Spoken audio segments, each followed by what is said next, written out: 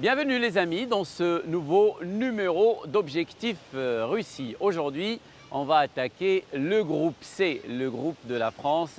Les Bleus dans un groupe plutôt facile. Ils ont été franchement un peu épargnés par le tirage au sort avec des sélections comme l'Australie, le Pérou et le Danemark. L'équipe de France sera le grandissime favori pour se qualifier pour le deuxième tour. Sera notre invité dans cette édition d'Objectif Russie, l'ancien star du football sénégalais, l'ancien ballon d'or africain, quelqu'un qui a posé beaucoup de problèmes à l'équipe de France lors du mondial 2002 en Asie, El Hadji Diouf.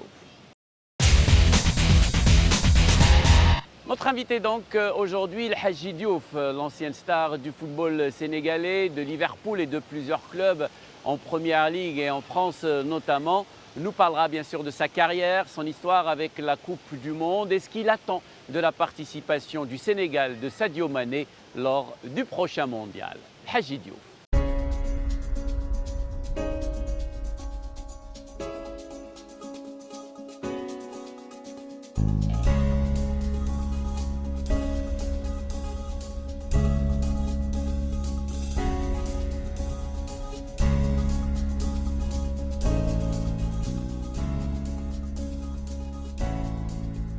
Ma carrière, je peux dire que je suis très fier, et ma famille pareil, et l'Afrique est très fière de ce que j'ai accompli.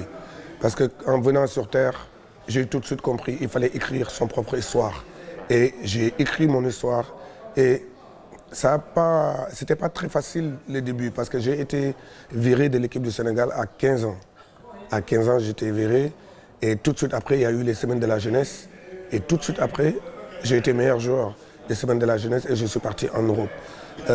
J'ai réalisé ce que j'ai réalisé parce que j'avais du caractère. Parce que le football, il y a du talent dans le football, mais c'est les caractères qui différencient les joueurs. C'est les caractères qui t'amènent là-haut. C'est pour ça qu'aujourd'hui, j'ai fait ce que j'ai fait dans le football. Et j'avais rêvé de devenir le premier Sénégalais à être Ballon d'Or. Parce qu'on a eu de très grands joueurs au Sénégal, Oumar Gueye Sène, Jules-François Bocandé, quelqu'un que vous connaissez bien, Moussa Ndaw, des très grands joueurs qui n'ont jamais gagné le Ballon d'Or. Et à chaque fois, nos amis camerounais ou ivoiriens se moquaient même de nous. Vous les Sénégalais, vous parlez, mais vous n'avez jamais rien gagné. Et ne serait-ce que vous n'avez jamais eu de Ballon d'Or, ni gagné la Coupe d'Afrique.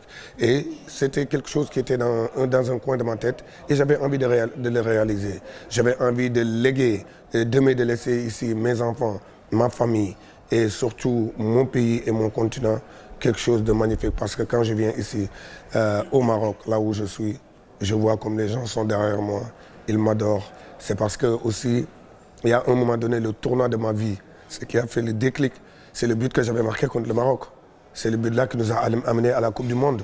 C'est ce but-là qui a fait que le monde entier a connu El Hadji Diouf, parce que c'est ce but-là qui nous a amenés à la Coupe du Monde. Parce que si le Maroc avait fait un match nul à Dakar, il serait à la Coupe du Monde. Dans la vie, quand on vient sur Terre, on a un stylo et une feuille. Et on écrit son propre histoire. Aujourd'hui, ce que j'ai à dire à mes jeunes frères qui vont partir à la Coupe du Monde, c'est parce qu'ils partent pour représenter un pays. On a quelque chose de fabuleux, nous les sportifs. Surtout les footballeurs et les militaires, on l'a. C'est qu'avant d'aller jouer, on chante l'hymne national. Donc, ce n'est pas quelque chose qu'on doit jouer avec.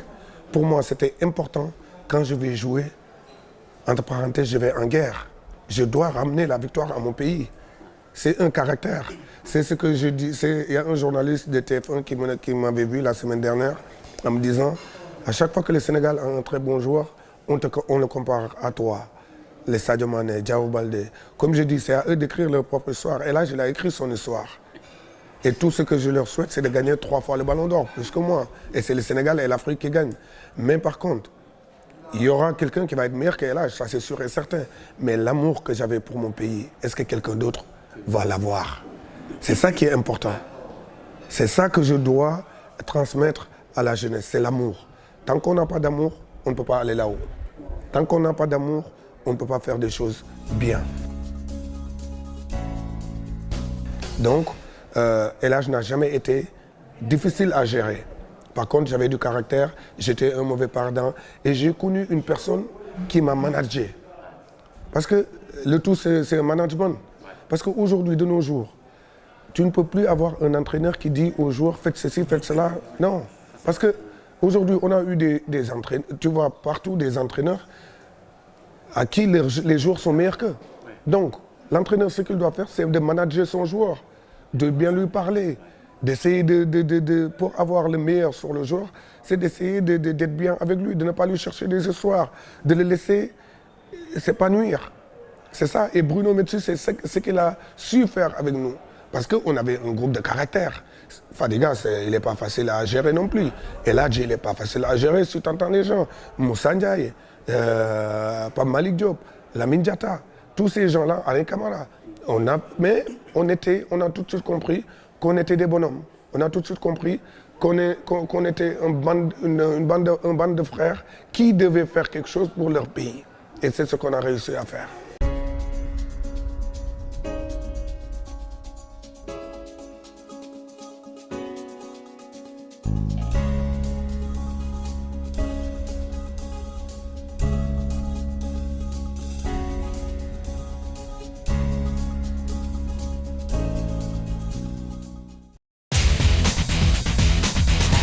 Sans forcément briller, la France a terminé sa campagne de qualification pour le mondial en tête de son groupe A devant la Suède avec 7 victoires, 2 matchs nuls et une seule défaite. Les Bleus ont été battus par la Suède qui les a obligés à attendre la dernière journée pour se qualifier. Les hommes de Didier Deschamps ont livré un dernier match poussif mais efficace face aux Bélarusses qu'ils ont dominé par 2-1.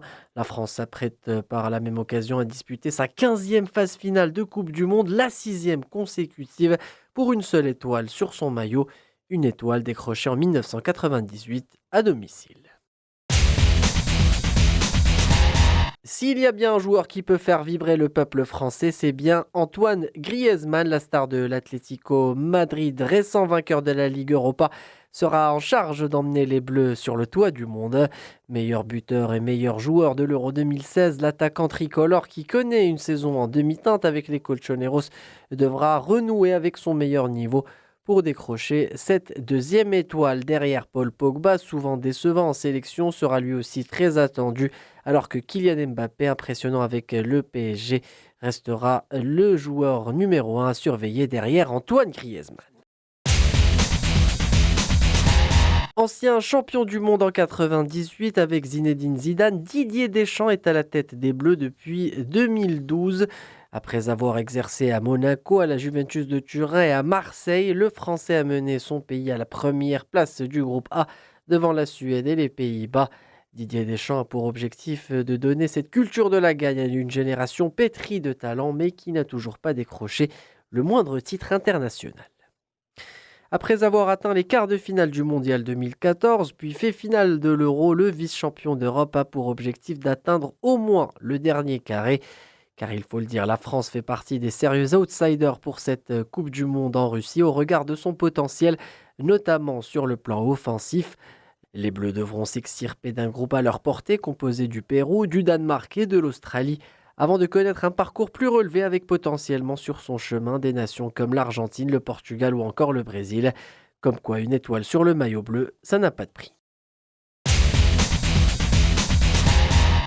L'équipe de France, donc emmenée depuis 2012 par un certain Didier Deschamps. C'est la fin de cette édition, mes amis, d'Objectif Russie.